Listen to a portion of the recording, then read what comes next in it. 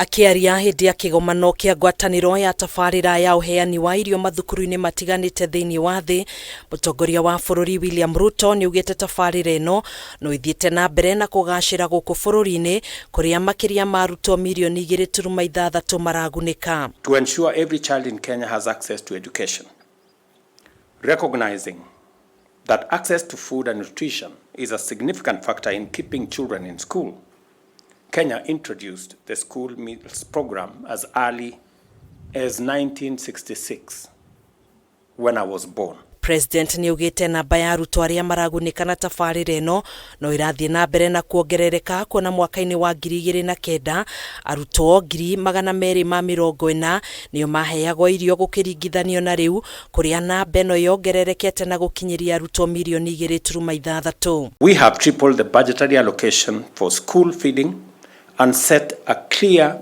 goal to expand the program's coverage. Oho ni ugite nimatanyite kuongerera namba ya arutwo aria makugunika na tabarira ino nginyanagia arutwo milioni 10 gukinyaniria mwaka wa 2030. Towards this end, we launched an operational plan to scale up the program early this month.